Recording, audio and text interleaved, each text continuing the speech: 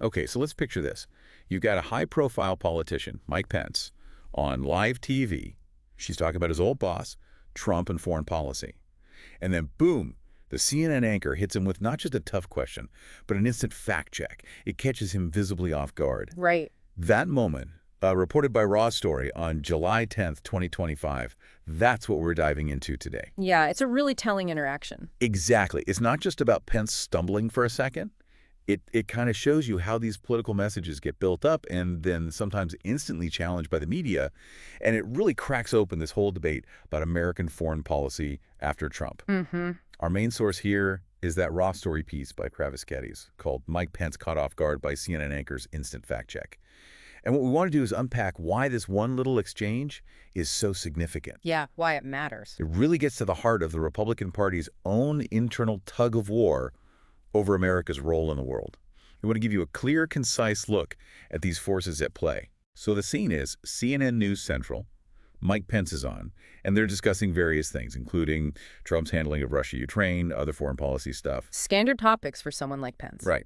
And the anchor, Kate Bolduan, she just cuts right to the chase. She asks him straight up, does he see Donald Trump as a hawk or an isolationist?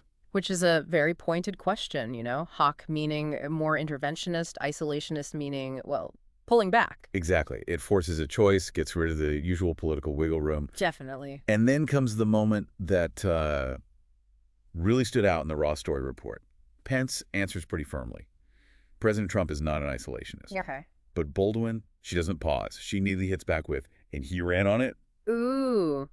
Yeah, Right. that's direct. Right. And Raw Story notes right there that Pence looked briefly flummoxed and shifted in his seat before he actually answered that. Wow.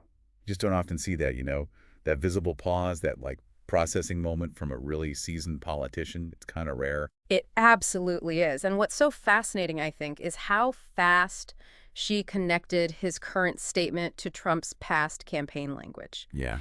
That flummoxed moment, it isn't just about being caught unprepared for a split second. It really highlights the basic conflict in trying to square that, you know, populist America First message Right. with the more traditional Republican foreign policy ideas, especially when America First is still such a powerful force in the party. Pence is basically trying to repaint Trump's perceived isolationism as something else, as leadership. And the anchor just called him on it right there. Oh, I am on it instantly. Yeah. So, okay, after that, you know, slightly awkward moment, Pence does gather himself and gives his explanation. He doubles down, says the president he served is not an isolationist, and insists Trump's bias is to lead. He says Trump believes America is the leader of the free world. Okay. Leaning into the traditional language there. Yeah. And he even points to a major address in Washington last fall, where he apparently made the same argument. And he tried to give some specifics, right, to back that up. He brought up how the Trump administration demanded that our European allies live up to their commitments.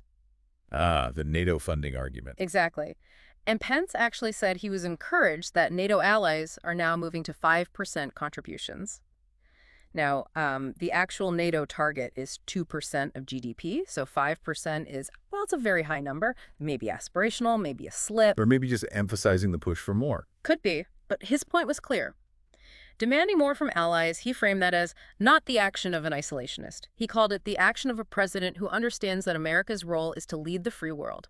So that's his angle, taking something that critics often labeled as Trump wanting to pull back from alliances, you know, making them pay and spinning it as strong leadership. Precisely. It's an attempt to blend America First with that older leader of the free world idea, sort of put new clothes on it. But, I mean, how well does that really track?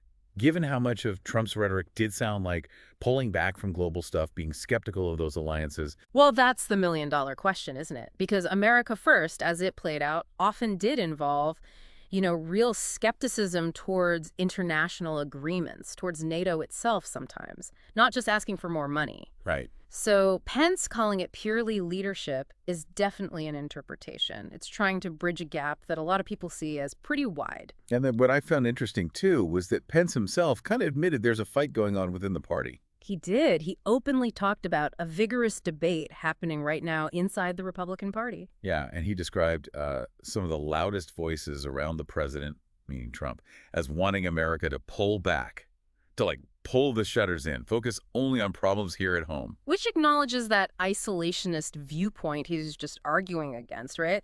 He's saying those voices exist, and they're loud. Exactly. It kind of complicates his own argument a bit, doesn't it? It does. And if you zoom out, this whole exchange, it's bigger than just Pence or Trump. It really throws a spotlight on the Republican Party trying to figure out its own identity on the world stage. Yeah. You've got these deep ideological cracks forming.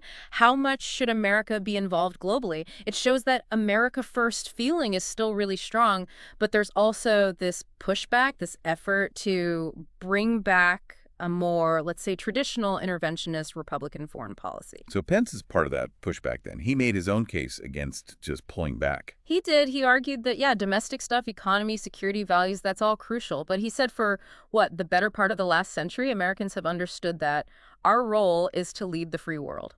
Okay, but then that brings us back to the original question, right? Yeah. If the goal under Trump was really leadership, why did so much of the rhetoric sound like withdrawal? Or even like, picking fights with allies? Is Pence's explanation now, is it what Trump really meant? Or is it more like trying to clean it up after the fact? Especially when he admits these loudest voices are pushing the other way. That is exactly the tension. Pence is trying to maybe redefine what America First could mean going forward for Republicans. He's basically saying, hey, it wasn't about ditching the world, it was just leading in a different way. A tougher way, maybe. Demanding more? Perhaps that's the spin. Yeah. But the fact he even needs to do this kind of reinterpreting and that he has to acknowledge this vigorous debate inside the party, it just shows you how deep these divisions really are. It's like a struggle for the party's fundamental direction internationally.